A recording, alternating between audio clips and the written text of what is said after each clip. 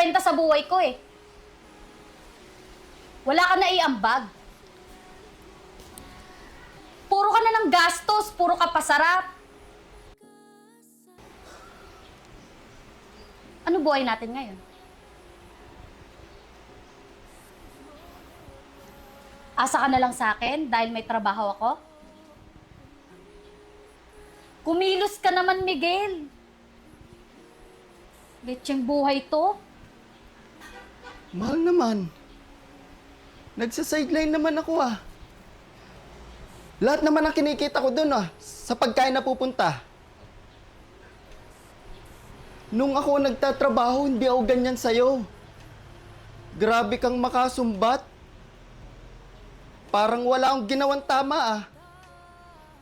Lahat naman ang ginagawa ko para sa inyo ah.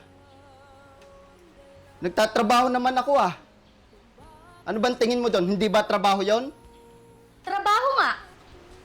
Pero parang wala ka naman nauuwi. Ano sinasabi mong trabaho? Eh kulang pa nga kinikita mo.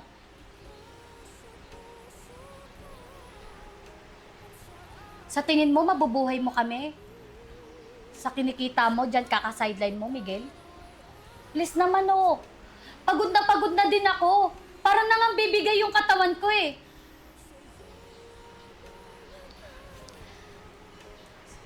Paano na lang tayo pagka wala na akong trabaho? Saan tayo aasa? Diyan sa 500 na kinikita mo? Eh kulang pa nga yan? Eh mahal, saan ba napupunta? Di ba sa pang-araw-araw natin pagkain? Lalo sa pamasahe mo, di ba?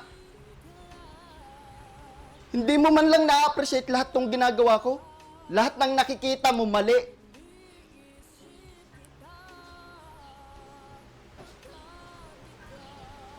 Ang sakit sa akin na kahit nagpupuyat ako, kaka-sideline para lang may pakinabang sa'yo.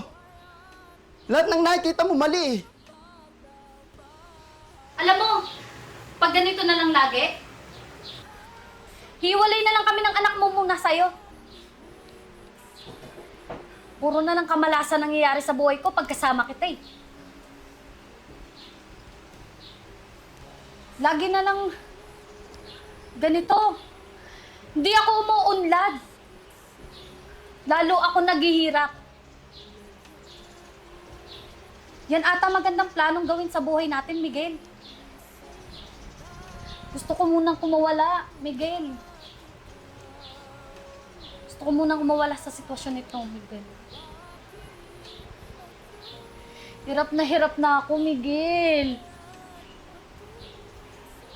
Parang ako na lang kumikilos eh. Mahal naman. Ginagawa ko naman lahat ng nararapat eh. Bigyan mo naman ako ng chance na gawin lahat tong mga bagay na to.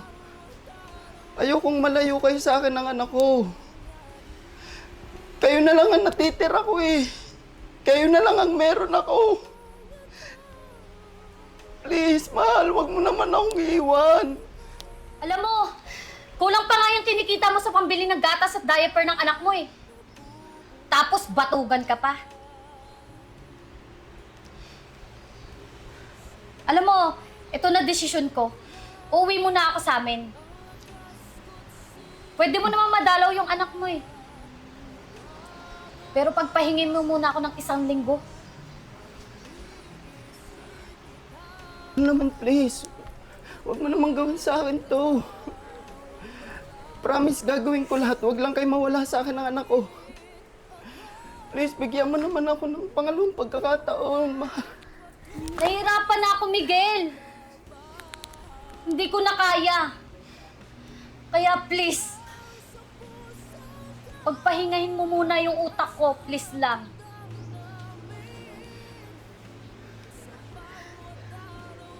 Tsaka makikita mo pa naman yung anak mo eh. Sige na.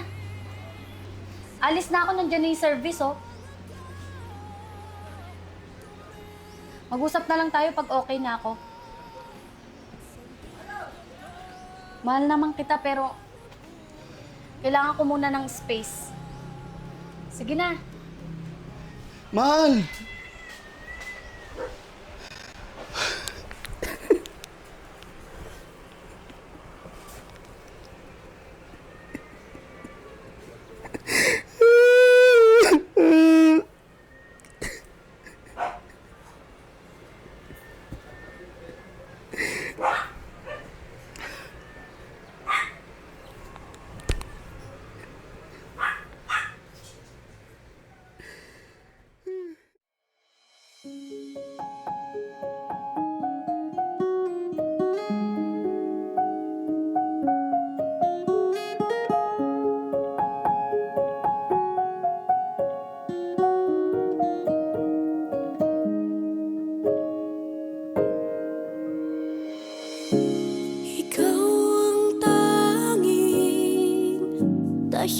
Dahilan kung bakit ikaw ang pag-asa, nagbibigay ligaya.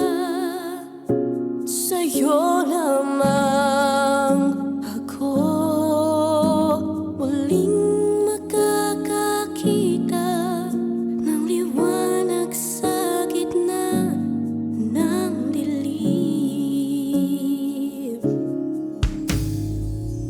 Sa'yo nagmumula ang lakas ko't sigla, nagkagawa lahat pag iniisip kita, pagkat ikaw ang dahilan kung bakit ako nabuhay at patuloy sa paglaban.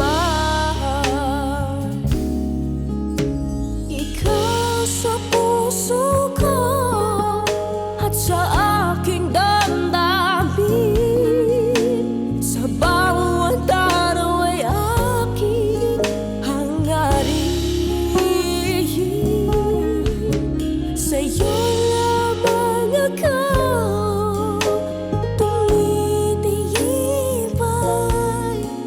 sandigan ko habang nabubuhay. Mahal, Sa'yo nagmumula. Totoo ba to?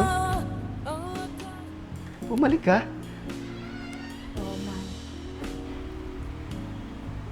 Mahal, di ka naman nagsabi na uuwi ka na pala. Di sana nakapaghanda muna ako ng makakain mo. Hindi, mahal. Okay lang. Napatawad na kita, mahal. Pasensya na, ha. Pasensya na kung hindi kita naiintindihan. Kung wala akong nakikitang tama sa mga ginagawa mo. Oo, may mali ako, pero sana mapatawad mo ako. Andiyan nga pala yung anak mo, mahal. Natutulog. Kanina ka pa niya hinahanap.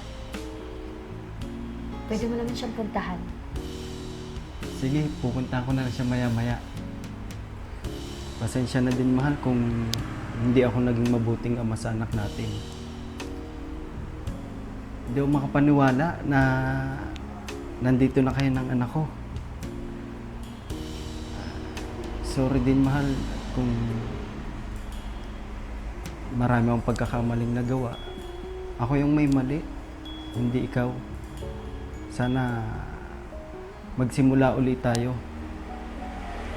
Tsaka alam mo ba, mahal, na natanggap na ako sa trabahong ina-applyan ko?